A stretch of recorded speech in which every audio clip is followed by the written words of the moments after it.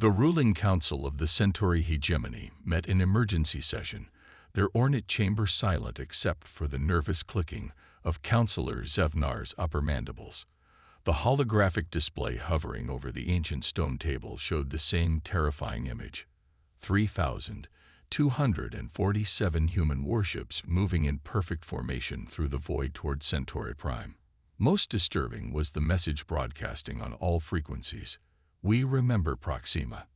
Admiral Thal stepped forward, his scales darkening with stress hormones as he gestured toward the tactical display.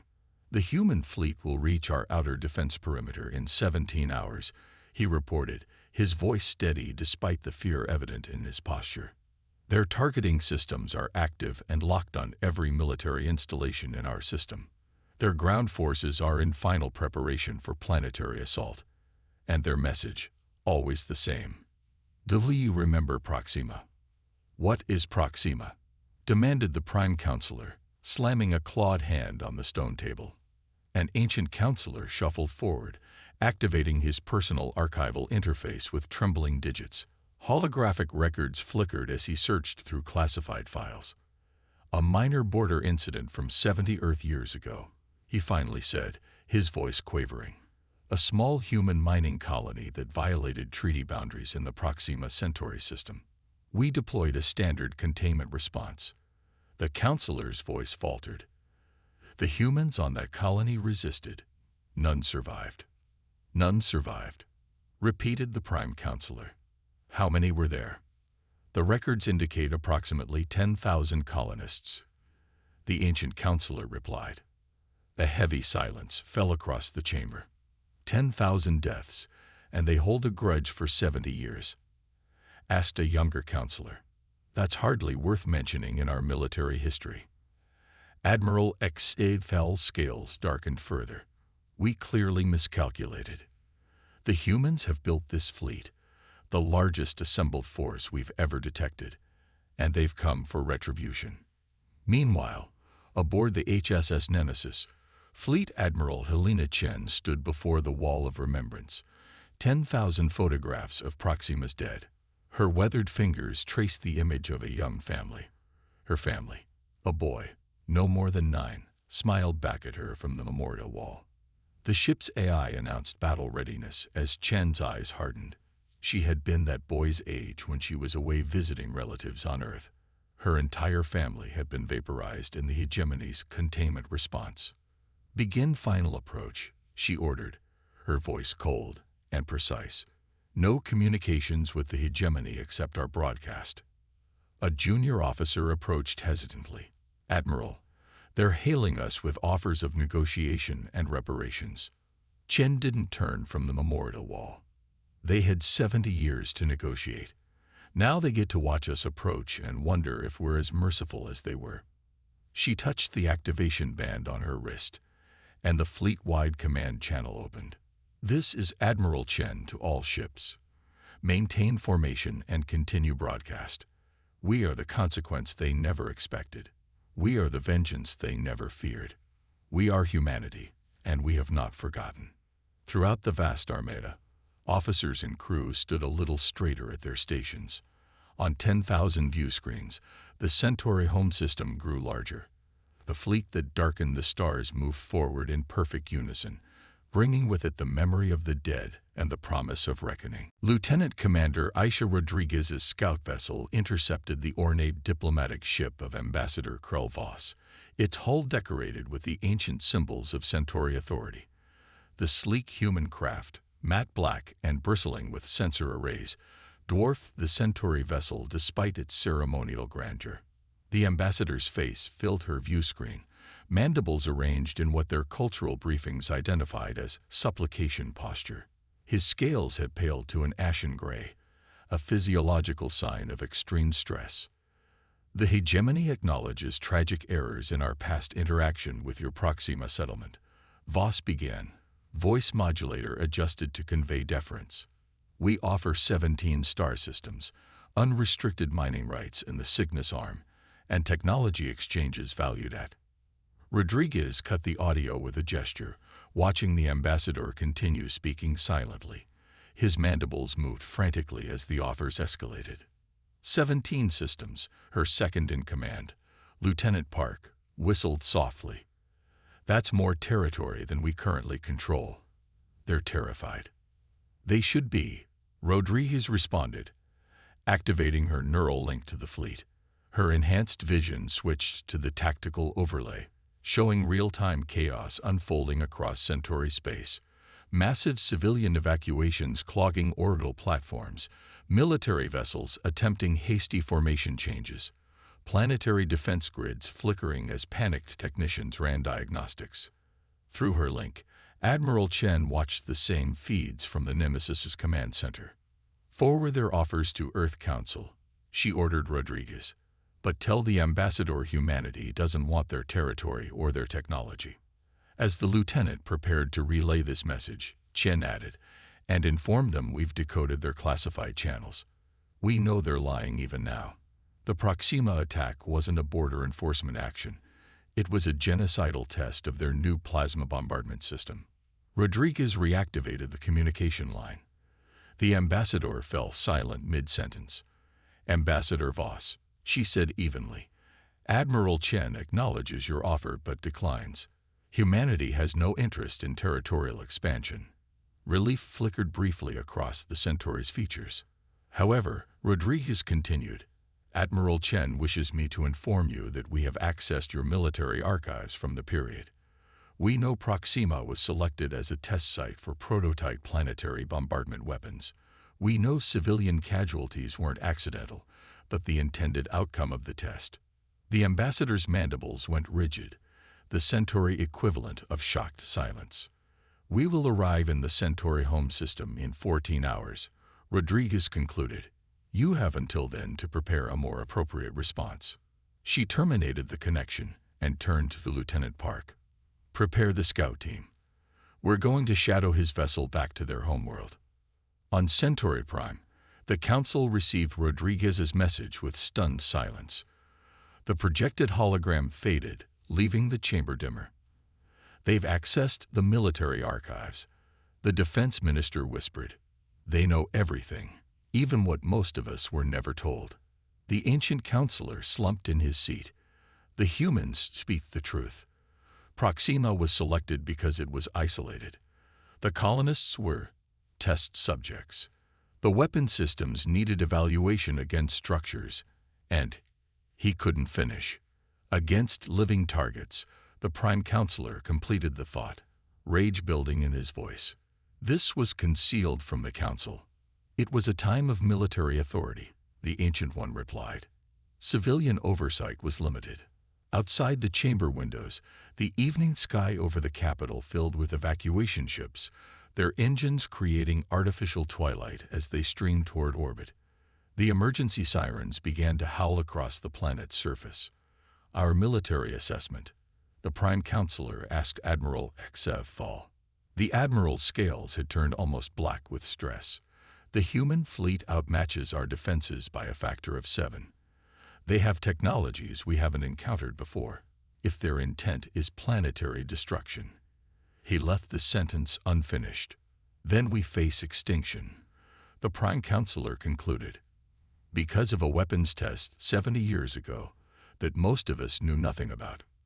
In the growing darkness, the first of the human scout vessels appeared in the sky above the capital, tiny points of light, heralding the approach of the fleet that followed, bringing with it the long-delayed consequence of forgotten crimes. The human fleet maintained position at the edge of the Centauri system, a sword of Damocles visible from every planet's surface as a dark mass blotting out starfields.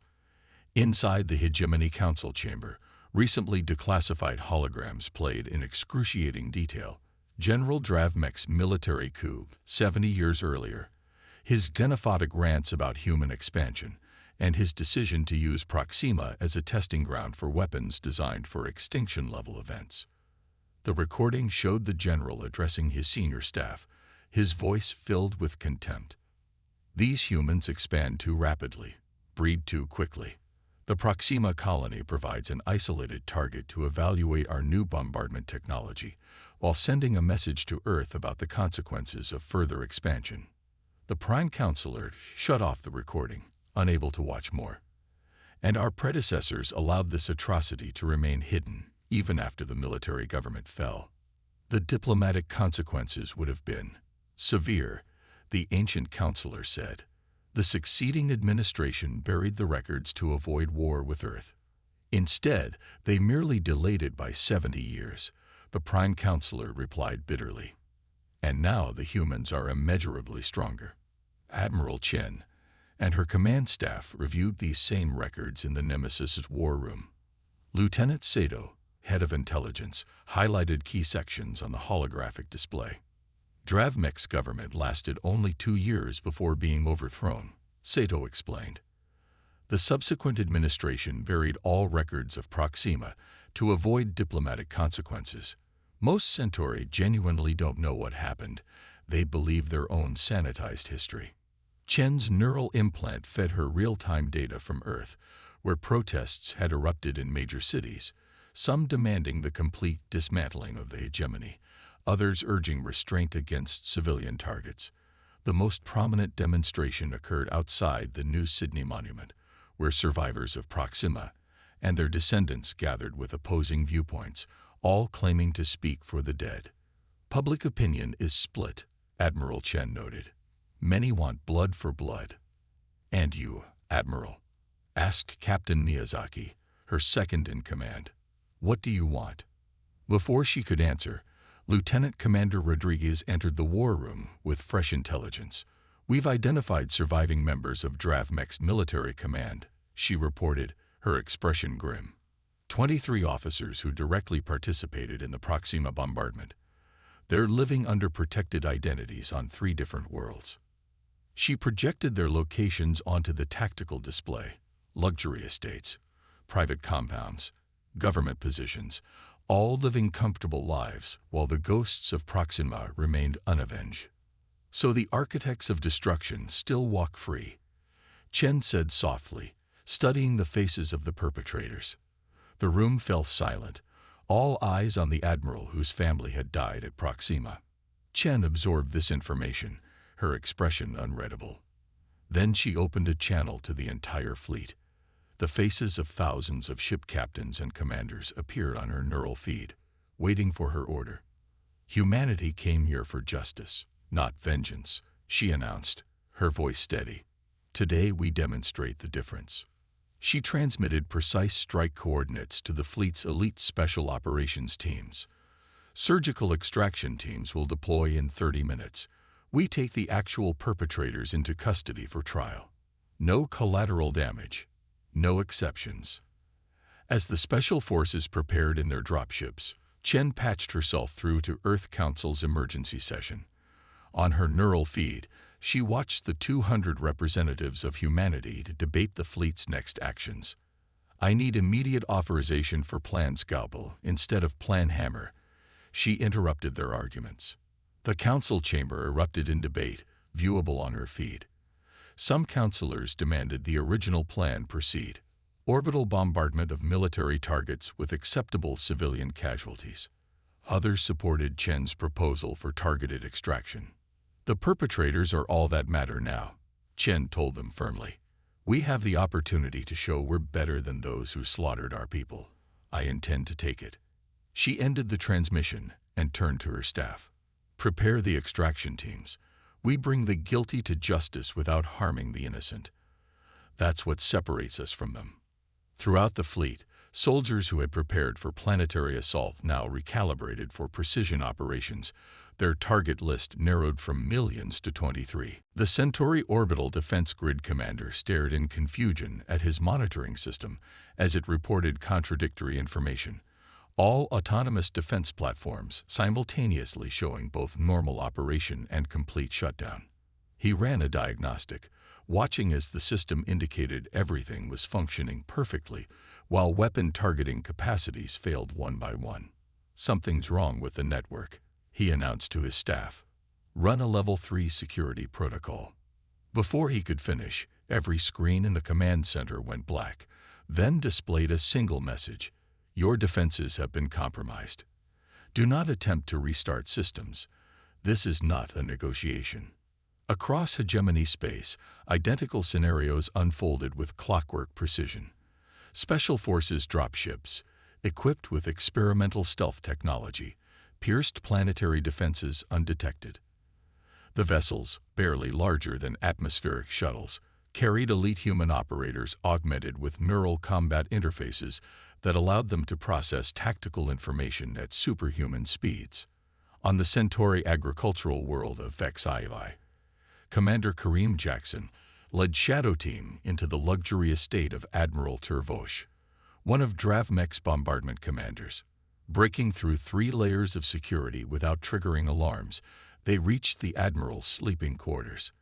The elderly Centauri awakened to find 6 humans in midnight combat suits surrounding his bed, their faces hidden behind polarized visors. "Admiral Turvosh," Jackson stated, his voice amplified slightly by his helmet speakers.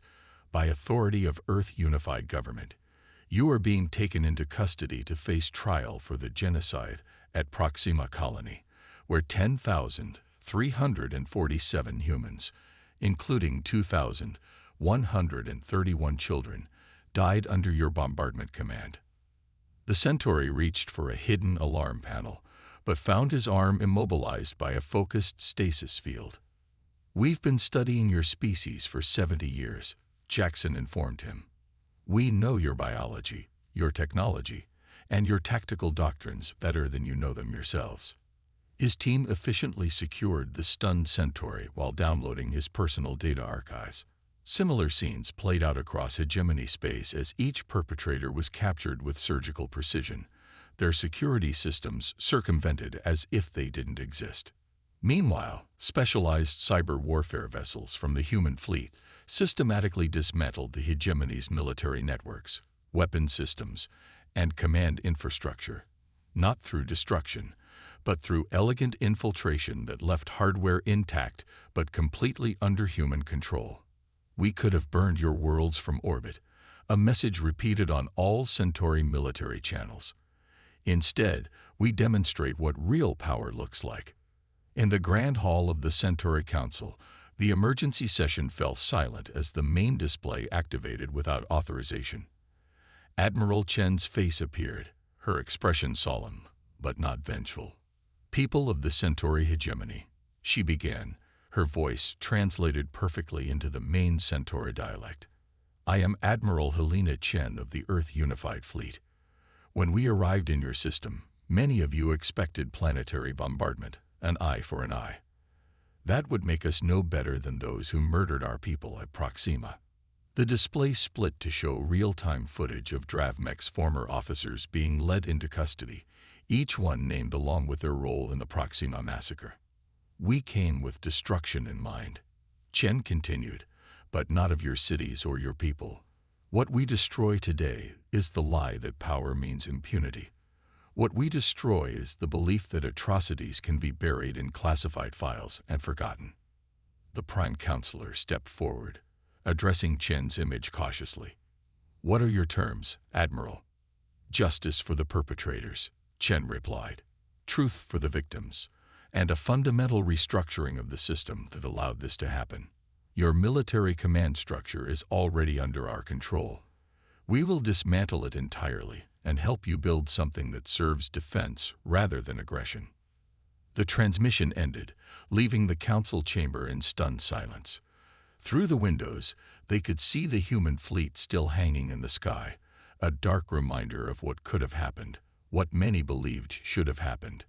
"They could have destroyed us completely," the defense minister whispered, "and yet they chose not to." "No," the Prime Counselor corrected, "they are destroying us, just not in the way we expected. They're destroying what we were, to make room for what we might become." Throughout the hegemony, citizens watched their military, the force they had trusted to protect them, neutralized without a single planetary bombardment or mass casualty event. The power they had feared was revealing itself to be something far more sophisticated than mere destruction. The Centauri Council Chamber, once the seat of unquestioned power over 17 species and hundreds of worlds, now served a different purpose. Admiral Chen occupied no grand chair but stood at eye level with the assembled representatives, Behind her, Lieutenant Commander Rodriguez managed a holographic display showing the terms of reorganization. Morning light filtered through the ancient crystal windows, casting prismatic patterns across the stone floor.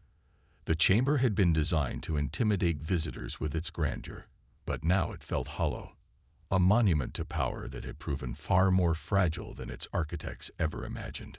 The hegemony political structure will be dissolved, Chen stated, her voice calm but unyielding.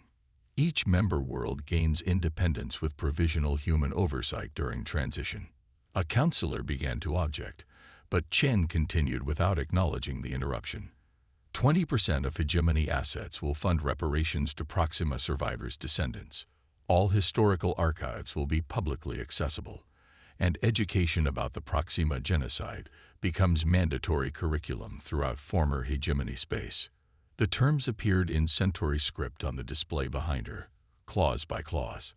Several counselors' mandibles clicked in agitation, but none dared openly protest. These terms are non-negotiable, Chen concluded. You have 6 hours to formalize your acceptance. Outside the chamber, the Centauri capital buzzed with activity.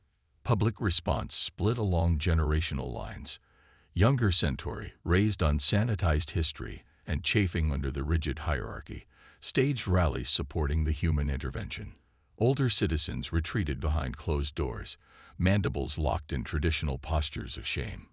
Rodriguez led a team to the Centauri Historical Repository, an imposing structure built into a mountainside outside the capital. Its exterior featured bas-reliefs depicting hegemony military victories, carefully edited versions of history carved in stone. Inside, they discovered climate-controlled vaults extending for kilometers, containing data crystals, physical documents, and holographic recordings of hegemony history. The central security system fell to human decryption protocols within minutes. Start with records relating to military operations against developing civilizations, Rodriguez instructed her team. Focus on anything classified above standard government access.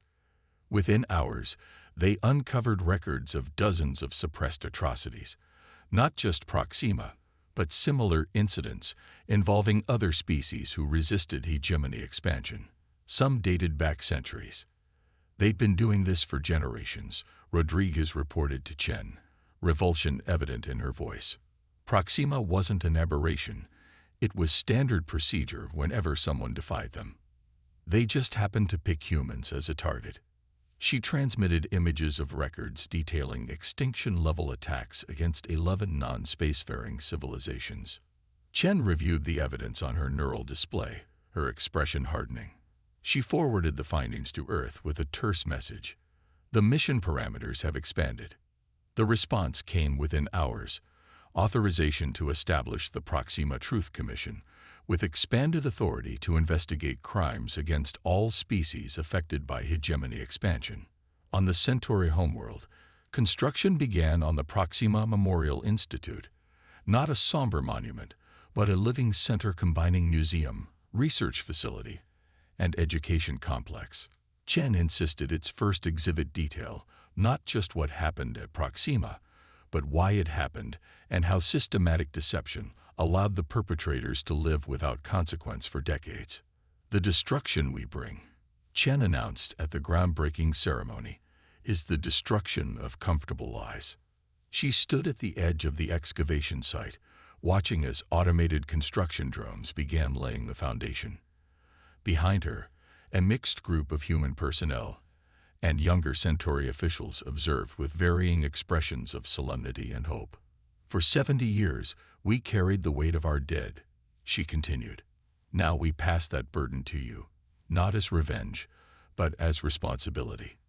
Remember them, learn from them. Ensure this never happens again to any species. As night fell over the capital, the human fleet remained in orbit, no longer a threat of annihilation, but a promise of transformation. Throughout Centauri space, citizens looked to the skies with uncertainty, wondering what their society would become under the watchful eyes of those they had once believed too insignificant to fear. Captain Marcus Jackson led a routine security sweep of a supposedly abandoned hegemony military facility on Destra IV's third moon. His team moved methodically through the dust-covered corridors, their helmet lights cutting through darkness undisturbed for decades according to the official records. "Odd," Lieutenant Rice commented, studying her scanner. "Power consumption readings don't match an abandoned facility." Jackson nodded, pointing toward a reinforced bulkhead at the corridor's end. "And that door has an active security system. Supposedly decommissioned facilities don't maintain electromagnetic locks." His team's atmospheric sensors detected anomalous readings from the sealed subsection. Something was alive behind those doors. "Breach protocol," Jackson ordered. The team positioned specialized cutting tools against the reinforced door, their equipment humming as it began slicing through metal designed to withstand orbital bombardment. When the door finally yielded, Jackson faced something no human intelligence report had predicted: 3,000 emaciated aliens with translucent skin and overlarge eyes, packed into hibernation chambers. The chambers were arranged in neat rows that extended into the darkness beyond their helmet lights' reach. "Life signs are stable but weak," the team's medic reported, scanning the nearest hibernation pod. "They're in some kind of suspended animation." Security systems throughout the facility activated automatically as the breach was detected. Within minutes, a Centauri administrator arrived with a security detail, their weapons lowered when they saw the humans had already discovered their secret. "They're called Voth," the administrator explained after being taken into custody, his mandibles clicking nervously. "A primitive species we discovered mining rare minerals on their homeworld. They're remarkably efficient laborers when properly conditioned." The administrator seemed genuinely confused by the humans' horror. "They're not sentient in the legal definition under hegemony classification standards." Jackson's medic, Dr. Yasmin Chen, examined the first revived Voth as the hibernation pod systems completed their wake cycle. The alien's translucent skin revealed complex circulatory and neural structures, unlike anything in human medical records. "Captain, they're not just sentient, they're hyper-intelligent," Dr. Chen reported, studying her medical scanner with disbelief. "These neural patterns are more complex than ours, and these markings on their skin aren't natural. They're a form of written language, inscribed directly into their dermis." The Voth survivor's large eyes opened slowly, focusing first on Dr. Chen, then on Captain Jackson. Without any apparent difficulty, the alien began speaking in perfect Centauri diplomatic language. "We have waited for someone to find us," the Voth said, voice melodic despite emerging from an unfamiliar vocal structure. "I am Taulimet. We have recorded everything. Every word, every action, every crime. It is our way. We forget nothing." When Admiral Chen received Jackson's report, she immediately diverted significant resources to Destra IV's moon. Within days, it became clear the Voth situation extended far beyond one forced labor camp. Using their perfect recall abilities, liberated Voth revealed the locations of 27 similar facilities throughout hegemony space, containing nearly 100,000 of their people. They were cataloged as non-sentient labor resources, Lieutenant Commander Rodriguez reported during the emergency briefing. "The hegemony has been exploiting them for over 3 centuries. Their homeworld was strip-mined and abandoned after population extraction." Admiral Chen studied the holographic display showing the network of Voth labor camps spread across former hegemony space. The mission that began seeking justice for one human colony had uncovered something far larger. "The Voth possessed knowledge spanning 12,000 years of history," Rodriguez continued. "Their memory capabilities are unlike anything we've encountered. Each individual stores cultural and scientific knowledge through dermal inscription, literally writing their collective history on their bodies." Chen stood silently for a moment, considering the implications. When she finally spoke, her voice was firm with resolve. "Contact Earth Council immediately. The scope of our mission has fundamentally changed. We came seeking justice for Proxima. We found a pattern of exploitation that demands a much broader response." As Taulimet and other Voth leaders recovered in human medical facilities, they shared their stories, tales of worlds stripped bare, species cataloged and exploited, all hidden behind the hegemony's facade of civilization. And with their perfect memories, they provided irrefutable evidence of crimes spanning centuries.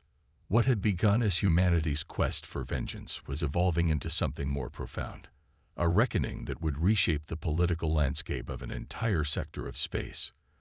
The Great Hall of Centauri Prime, once reserved exclusively for hegemony leadership, now hosted representatives from 23 species. Some were formerly subjugated by the hegemony, others independent powers drawn by news of humanity's intervention. The ancient chamber, designed to emphasize Centauri superiority, now witnessed something unprecedented: equality among diverse beings gathered at a single table. Admiral Chen, now serving as Earth's provisional ambassador, stood to convene what media outlets across human space were calling the Proxima Convention. Her once fierce expression had softened slightly after months of diplomatic work, though the determined set of her jaw remained. "We came seeking justice for one atrocity," Chen addressed the assembled delegates, her voice carrying easily through the chamber's perfect acoustics. "We discovered a system built on many atrocities. Now we face a choice: retreat to our borders once justice for our people is secured, or help build something better from these ashes." A murmur passed through the gathering. Some delegates chittered in languages requiring translation. Others communicated through color changes or pheromone releases captured by specialized sensors. The diversity of communication methods itself represented a challenge that the proposed coalition would need to overcome. The Voth representative, Talimet, approached the central podium. His translucent skin, inscribed with the complete history of his people's suffering, glowed faintly under the chamber lights. After months of proper nutrition and medical care, the Voth delegation no longer appeared frail, their natural luminescence restored to full vibrancy. "We have existed in isolation, then in slavery," Talimet began, his voice melodic and precise. "We witnessed your arrival with the capacity for destruction, yet you chose liberation instead." The Voth possess knowledge spanning 12,000 years, including star maps of regions unknown to the hegemony. "We offer this knowledge not in payment, but in partnership." Representatives from other species came forward with similar offerings: the avian Kirtal with their unmatched navigational abilities, the silicon-based Dren Collective with their expertise in asteroid mining and habitat construction, even reformed Centauri factions offering their vast infrastructure and agricultural systems. Lieutenant Commander Rodriguez, monitoring security for the convention, received an urgent alert through her neural link. Excusing herself, she slipped from the chamber to examine the data in detail. The long-range sensor readings couldn't be mistaken. A massive fleet had activated jump drives at the edge of former hegemony space. She returned quickly, approaching Chen with a data tablet. "Ambassador," she interrupted quietly, "the Meridian Empire has mobilized their border fleet. They're claiming hegemony dissolution has invalidated existing treaties. Their advance elements will reach former hegemony space within 2 weeks." The Centauri military representative paled visibly, his scales lightening to an ashen gray. "The Meridians have coveted our territory for generations, with our defense systems compromised and command structure dissolved." He left the implication hanging. Chen studied the tactical projection, her mind racing through options. A new threat was emerging before the wounds of the old one had healed. The human fleet, still largely deployed throughout former hegemony space, remained formidable, but facing the Meridian Empire would mean committing to long-term military presence in the region. She turned to the assembled representatives, her decision made. "We face a new challenge," she announced, gesturing to the tactical display now visible to all attendees. "The Meridian Empire sees our transformation as weakness. They believe the dissolution of the hegemony creates an opportunity for conquest." A ripple of concern moved through the delegates. "We came with destruction in mind," Chen continued, her voice gaining strength, "but found a greater purpose. The human fleet that terrified you all will now serve as the foundation of a mutual defense pact, if you choose to join us." The first unanimous vote of the convention, authorized the formation of a combined defensive force. The Proxima Accords, drafted over 3 sleepless days, established not just military cooperation but ethical standards for all signatories, explicit prohibitions against genocide, slavery, and the suppression of historical truth. As the delegates signed the historic agreement, orbital sensors detected the first Meridian scout ships entering the outskirts of Coalition space. The human fleet, originally assembled for vengeance, now moved into defensive positions around planets that had so recently feared their arrival. 3 years later, a massive space station orbited the reconstructed Proxima colony. Its central spire, visible from light years away, projected a perpetual memorial field, the names and faces of every person killed in the original massacre transformed into points of light, resembling a new constellation. The observation deck hosted the 3rd annual summit of the Proxima Coalition, now expanded to 32 member species. Ambassador Helena Chen, gray-haired but standing straight in her diplomatic uniform, gazed out at the bustling activity surrounding the station. Ships of dozens of designs moved in coordinated patterns, exchanging goods, knowledge, and culture. The Meridian retreat is confirmed, reported Captain Rodriguez, recently promoted after her distinguished service during the border conflict. Their last military vessels crossed into their territory yesterday. The treaty negotiators report their parliament has ratified the non-aggression pact. Chen nodded, watching a Meridian diplomatic vessel dock at the station's lower hub.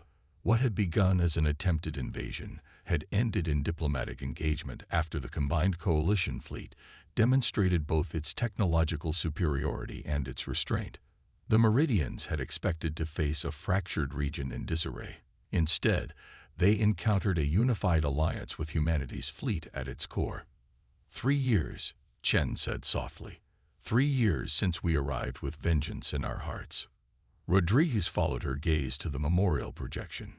Do you think the dead are satisfied with what we've built in their name? Chen considered the question as a group of Centauri and human children played together in the station's central garden, visible through a lower viewport. Several VOF educators supervised the interaction, their luminescent skin glowing with the history lessons they would share later. I don't know if the dead can be satisfied, Chen replied, but I believe they would recognize that their memory has built something extraordinary. The station's main chamber filled with representatives gathering for the summit's opening ceremony. Tal Lumet, now serving as chief historian of the coalition, stood at the podium. His skin bore new inscriptions, not just the history of Voth suffering, but the founding of the coalition, recorded in the living memory of his people. 3 years ago, he began, his melodic voice carrying through the assembled delegates. Humanity's fleet appeared in Centauri space, bringing with it the promise of destruction. What followed was indeed destruction, but not of worlds or peoples. What was destroyed were systems of oppression, conspiracies of silence, and the belief that power confers immunity from consequence. The station's main reactor initiated its power-up sequence as night fell across the observation deck. Energy coursed through the memorial spire, and the projection field expanded dramatically. Now, alongside the Proxima victims shone representations of all who suffered under oppression throughout the former hegemony. Voth laborers, subjugated species, even Centauri dissidents who resisted their own government's crimes. The humans teach us something our perfect memories could not, Tal Lumet continued. They show us that remembering must serve creation, not just preservation. Memory without action is merely a burden. Memory with purpose becomes foundation. The memorial field reached full power, creating a beacon visible across multiple star systems. Below the projected images, an inscription in 32 languages read, "The darkness we bring casts out a greater darkness. Remember Proxima. Remember and build toward light."